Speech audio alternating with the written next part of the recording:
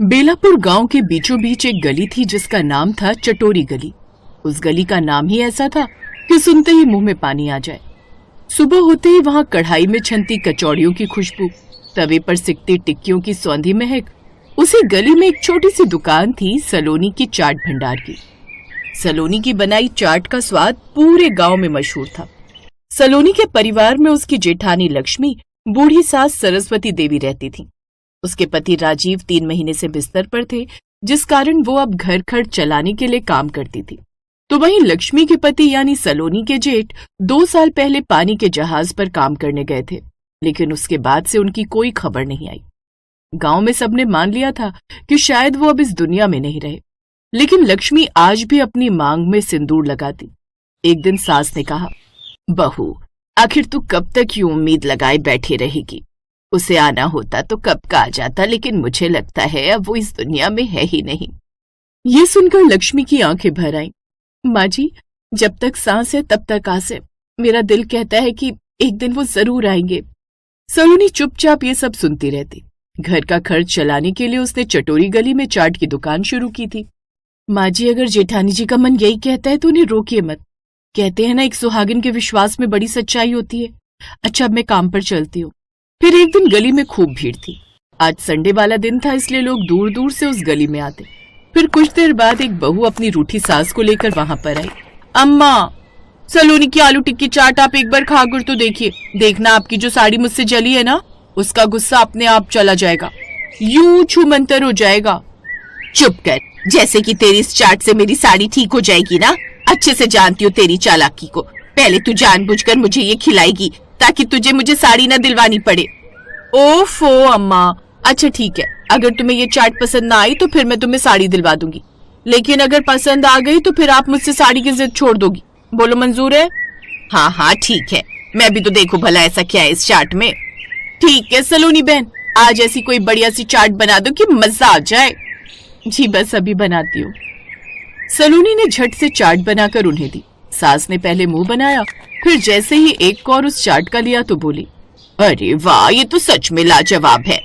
वाह वाह वाह, मजा आ गया। कहा था ना माँ जी, आपको इस चटोरी गली की चाट बड़ी पसंद आएगी। अब आपकी साड़ी कैंसिल। हाँ हाँ, अब उसकी जरूरत नहीं है, लेकिन अब से तू हर दूसरे दिन मुझे यहाँ की चाट खिलाने लेकर आएगी। अरे, ये तो मैंने अपने ही पैर पर कुल्हाड़ी मार ली। अब वो वहां से चले जाते हैं और ये सब देख सलोनी मुस्कुराने लगती है। एक एक कर उसके पास और भी ग्राहक आते। शाम तक वो पैसे लेकर घर आ गई सलोनी, आ जाओ, खाना तैयार है। सच में भाभी, अगर आप नहीं होती तो मैं कैसे अकेले घर और बाहर का काम संभालती। सलोनी, तुमने भी तो इस घर का काम अपने कंधों पर संभाल लिया है। अगर तुम ना होती तो इस घर का खर्चा कैसे चलता। ऐसे दिन बीत रहे थे। फिर एक शाम को जब भीड़ कम हो रही थी, एक अजनबी आदमी सलोनी की दुकान पर आया। उसका चेहरा दाढ़ी से ढका हुआ, लेकिन आंखों में अजीब सी चमक थी। वो सलोनी से कहने लगा, 1 प्लेट चाट देना। जी अभी देती हूँ। फिर सलोनी ने उसे झट से चना चाट बनाकर दे दी। वो आदमी धीरे धीरे खाने लगा। फिर कुछ देर बाद बोला, इस चाट में वही स्वाद है जो 2 साल पहले भी था। ये चटपटी गली आज भी नहीं बदली, आज भी वही की वही है। ये सुनकर सलोनी चौंक गई। क्या, इसका मतलब आप पहले भी आए हैं यहाँ? हाँ, बहुत पहले। ये लीजिए आपके पैसे। इतना कहकर वो वहां से चला गया। सलोनी देर तक सोचती रही ये कौन था। ना जाने ये आदमी कौन था, लेकिन जो भी था उसकी आवाज बड़ी जानी पहचानी लग रही थी। अगले दिन वही आदमी फिर वहां आया और उससे चाट मांगने लगा। तभी लक्ष्मी भी वहां पर किसी काम से आई। सलोनी, ये लो, तुम अपना फोन तो घर पर ही भूल गई थी। अच्छा मैं चलती हूँ, मुझे घर पर काम है। उस अजनबी ने जैसे ही लक्ष्मी को दुकान के पास खड़े देखा तो उसकी आंखें भर आई। वो धीरे से बोला, ये अभी भी सिंदूर लगाती है? आप कौन है? आप ऐसे क्यों पूछ रहे हैं? सच सच बताइए, आखिर आप हैं कौन? वो आदमी कुछ कहने ही वाला था कि अचानक भीड़ बढ़ गई। तभी वो फिर बिना जवाब दिए चला गया। लेकिन अब सलोनी के मन में अजीब सी कश्मकश चलती रही। फिर घर आकर भी वो परेशान रही। तभी लक्ष्मी ने उसे उदास देखकर उससे पूछा, आखिर बात क्या है सलोनी? तुम इतनी परेशान क्यों लग रही हो? फिर उस रात सलोनी ने लक्ष्मी से सब बताया। ये बात सुनकर लक्ष्मी का दिल जोर जोर से धड़कने लगा। कहीं वो वही तो नहीं? नहीं बहू, ऐसे सपने मत देखो, हो सकता है कि वो कोई और हो। अपनी सास की बात सुनकर वो चुप हो गई, लेकिन सलोनी ने ठान लिया कि वो सच का पता लगाएगी। एक रात तेज आंधी आई, बिजली कड़क रही थी। तभी दरवाजे पर दस्तक हुई। सलोनी ने दरवाजा खोला तो वही अजनबी खड़ा था, भीगा हुआ। आप यहाँ? मुझे अंदर आने दोगी? सलोनी तो उसे ठीक से पहचान नहीं पाई, लेकिन फिर लक्ष्मी की नजर जैसे ही उस पर पड़ी, उसका शरीर कांप उठा। लक्ष्मी की चीख निकल गई, राघव, तुमने मुझे पहचान लिया? इतने वक्त से तुम कहाँ थे? फिर राघव ने बताया। उस रोज हमारा जहाज जब अरब सागर की ओर बढ़ रहा था, तभी जहाज द्वीप से टकरा गया और अब उसमें छेद हो गया। ये किसी भी वक्त डूब सकता है। सबके सब अपनी जान बचाओ। अब उनका जहाज दुर्घटनाग्रस्त हो गया था। फिर वो लोग एक अनजान द्वीप पर फंस गए। महीनों बाद उन्हें बचाया गया, लेकिन अब उनकी पहचान के कागज खो गए थे। और फिर हमें वापस आने में समय लग गया। बेटा, तू जिंदा है, यही बहुत है। मुझे पता था तुम आओगे, इसलिए मैंने आज तक अपनी मांग का सिंदूर नहीं हटाया। मैं अकेला नहीं लौटा हूं लक्ष्मी। फिर उसने दरवाजे की तरफ देखा, जहां एक और शख्स खड़ा था। उसमें एक औरत और एक छोटा बच्चा था। ये देख सबके पैरों तले जमीन खिसक गई। ये कौन है? द्वीप मेरी जान बचाने वाली है मीरा। अगर ये ना होती तो मैं जिंदा नहीं रहता। इसके पति की मौत हो गई थी और फिर इसका बेटा, और ये इतने दिनों से मेरे साथ ही रहे थे। ये सुनकर अब घर में सन्नाटा छा गया। तो क्या अब तुम्हारा घर वही है? नहीं, मेरा घर यही है, लेकिन इनका सहारा भी मैं ही हूँ। तो अब मैं जहाँ रहूंगा, ये भी मेरे साथ ही रहेंगी। दीदी, आपने 2 साल इंतजार किया, लेकिन आज भगवान ने आपको आपका पति लौटाया है। लेकिन इस औरत ने भी इनकी जान बचाई है। आप जो सिंदूर लगा पा रही हैं, कहीं ना कहीं वो इसी के कारण लगा पा रही हैं। फिर लक्ष्मी कुछ पल चुप रही। अगर तुमने मेरे पति की जान बचाई है, तो तुम हमारी मेहमान नहीं, परिवार हो। अब से तुम हमारे साथ ही रहोगी।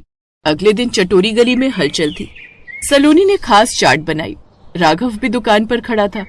उसे देखकर लोग भी हैरान थे। अरे ये तो राघव है, लेकिन ये जिंदा? उसके बगल में लक्ष्मी आज भी सिंदूर लगाए खड़ी थी, लेकिन इस बार उसके चेहरे पर सुकून था। अब उसे किसी को जवाब नहीं देना था। सलोनी की चाट का स्वाद अब और भी खास हो गया था, क्योंकि उसमें सिर्फ मसाले नहीं, बल्कि जीवन के उतार चढ़ाव का अनुभव भी घुला था।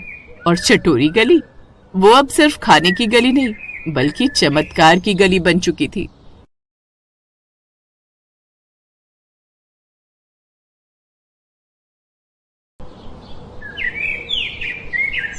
राजीव अपने समोसे के ठेले को लेकर बाजार में आता है और अभी उसके आए हुए 5 मिनट भी नहीं हुए थे कि इतने में राजीव के ठेले पर काफी भीड़ इकट्ठी हो जाती है। अरे भैया, जल्दी से समोसे पैक कर दो, मेरे घर मेहमान आने वाले हैं। अच्छा नहीं लगता ना उनको नाश्ता पानी देर से करने देना। अरे बहन जी, आप मुझे 2 मिनट का समय दीजिए। एक बार ये समोसे अच्छे से गर्म होकर करारे हो जाएं, फिर मैं आपको समोसे पैक कर देता हूँ।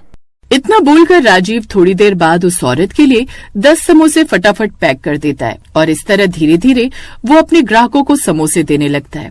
बाजार में आने के करीब 2 घंटे के अंदर ही राजीव के सारे समोसे बिक जाते हैं और खुश होते हुए वो अपने घर चला जाता है। घर जाकर वो अपनी पत्नी मेघा से कहता है, देखा मेघा, आज भी हमारे सारे समोसे बिक गए। ये तो बहुत अच्छी बात है जी। कल मैं और समोसे बनाऊंगी, जिससे आपके समोसे और भी बिके और आपकी अच्छी आमदनी हो।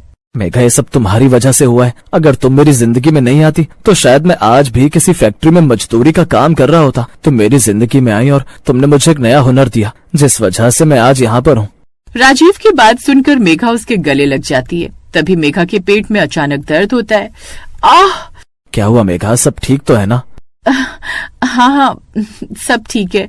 वो क्या है ना, आपका ये नटखट लड़का मेरे पेट में लात मार रहा है। उसे भी बहुत खुशी हो रही है आपकी तरक्की देखकर। मेघा की बात सुनकर राजीव और मेघा दोनों ही जोर जोर से हंसने लगते हैं कि तभी राजीव की नजर खिड़की से बाहर डूबते पे पड़ी।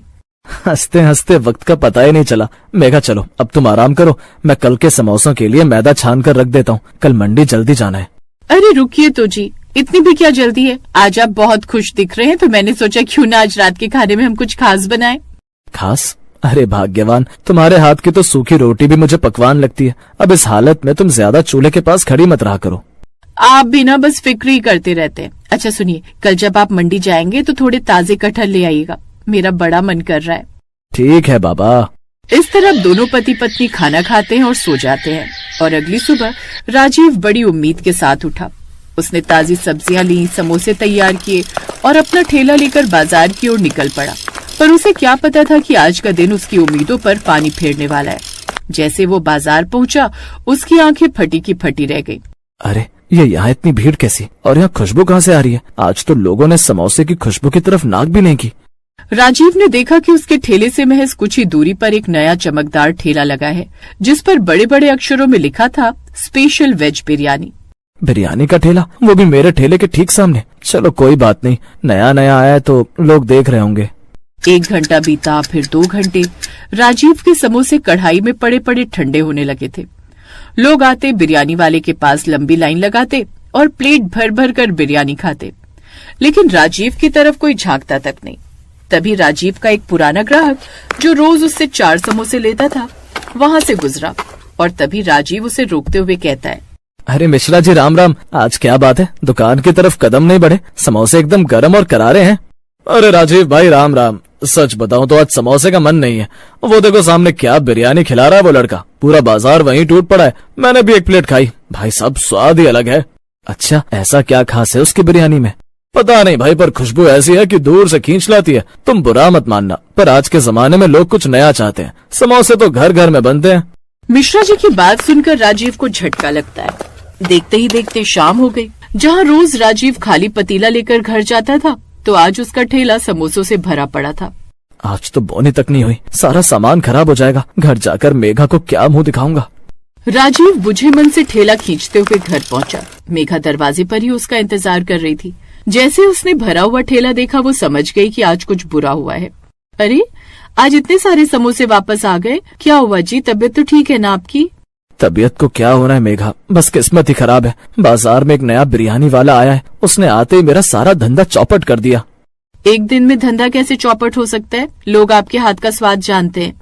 नहीं मेघा, लोग स्वाद नहीं, बस चमक धमक और नई चीज के पीछे भागते हैं। मिश्रा जी कह रहे थे कि अब लोग समोसे खाकर बोर हो गए। आज 1 रुपया भी घर नहीं आया। हिम्मत मत हारिए जी, अगर वो बिरयानी बेच रहा है तो हम भी तो कुछ कर सकते हैं ना। दुनिया खत्म थोड़ी हो गई है। क्या करेंगे मेघा, मेरे पास ना तो बिरयानी बनाने का बड़ा बर्तन है और ना ही मुझे वो सब बनाना आता है। मैं तो बस एक सीधा साधा समोसे वाला हूँ। आप बनाना नहीं जानते, पर मैं जानती हूँ ना। याद है आपको, जब हम गांव में थे तो मेरी माँ कटहल की बिरयानी बनाया करती थी। वो स्वाद जिसे खाकर लोग कहते थे कि मटन भी इसके आगे फेल है। लेकिन मेघा, वो गांव की बात थी। यहाँ शहर में कटहल की बिरयानी कौन खाएगा? लोग तो सोयाबीन वाली बिरयानी के पीछे पागल हैं। यही तो हमारी खूबी होगी।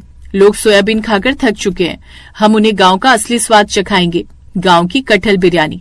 आप बस कल मंडी से ताजे और कच्चे कटहल ले आना, बाकी मुझ पर छोड़ दो। पर तुम्हारी हालत, डॉक्टर ने कहा है कि तुम्हें आराम करना चाहिए। मैं तुम्हें इस हालत में चूल्हे के सामने झोंक दूं? नहीं मेघा, ये मुझसे नहीं होगा।